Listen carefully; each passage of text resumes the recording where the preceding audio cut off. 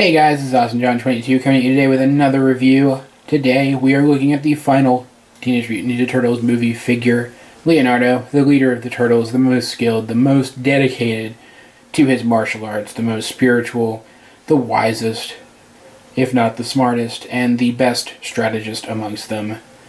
Leonardo is the only turtle with a weapon specifically designed to kill people. In most iterations it is said to be a katana, but is not. It is actually a ninjata, a straight blade that may or may not have been invented in Hollywood for movies. But in this case, we do, in fact, get katanas which are this nice silvery gray color, similar to Raph's size, and which do have weapon storage on Leonardo's back, which means he has to draw them over the shoulder, which is horribly dangerous and impractical, but it looks oh so very cool. He can hold them in his hands, though they're not quite as tight a fit as I would like them to be. And I totally just dropped that one. But once you get them there, even just sitting in his hands like so, they look very, very cool. Katanas are very, very cool weapons.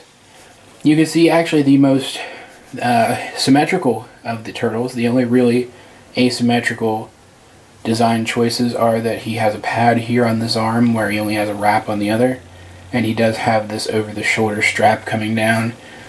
He has a bit of fabric hanging around his neck, which zooming in a bit, you can see seems to be made of the same material as the fabric he wears around his waist, which seems to be made of the same material as the material that Raphael wears around his waist, some kind of robe that is simply tied in place there. And he has these silver armor bits along his chest. You can see sort of a blue battle skirt down there, and a bit more asymmetrical design here in his thighs, though it's not as noticeable. Great detail coming down into these boots that he seems to be wearing, which tie off like sandals, which is kind of cool. Let's see what else is of note. His bandana seems to kind of be perpetually fluttering in the wind, though I think it gives him this really dynamic look, and so is perfectly acceptable. And see, bringing him closer to the camera here, some great detailing in the skin. I gave him eyes again in place of his plain white eyes, because once again, on such a realistic looking character, the plain white eyes just looked kind of soulless to me. Great molded detail all throughout.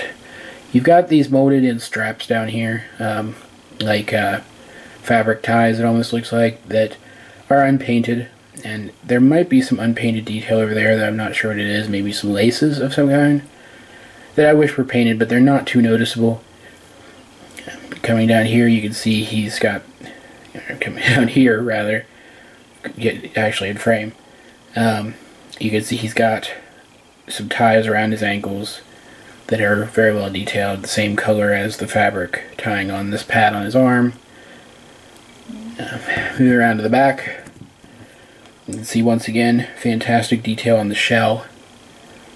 You can see over here the buckle strap of his over-the-shoulder strap, and his sheaths for his swords are also fantastically detailed. They look like folded leather.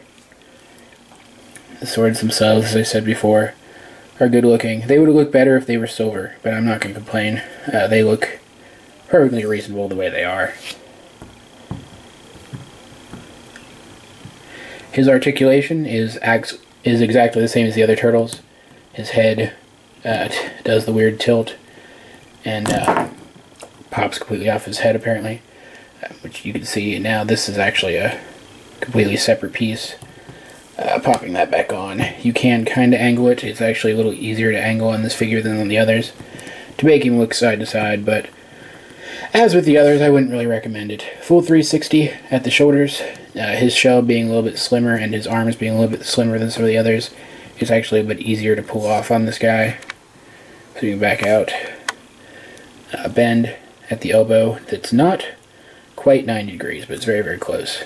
And rotation, of course, in and out at the shoulder as well. And again, very, very hindered leg articulation, but it is still there. So I can't really fault it for that. Overall, Leonardo is not my favorite turtle. He's probably the one I look up to the most in terms of characterization, but he's not my favorite. And such, this figure is not my favorite amongst them. It's about middle of the road, but it's not quite so middle of the road as Michelangelo is. I think he and Donnie are actually pretty close in terms of how much I like them overall. Just with the others, I think this is a fantastic update to the design of Leonardo in regards to his characterization as the devout practitioner of martial arts, giving him additional armor pieces and the chest armor that makes him look almost samurai-esque. Being the only figure that actually has weapon storage, he actually earns a couple of extra points from that. And being that he is the leader of the team, he is probably the most important turtle to get for your collection. So once again, I wholeheartedly recommend this guy to any Turtles collector.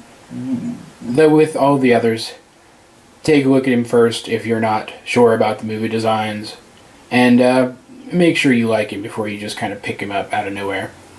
Here is Leonardo next to a couple of his brothers. The last figure we reviewed, Raphael over here, the character who coincidentally clashes the most with Leonardo in terms of storytelling.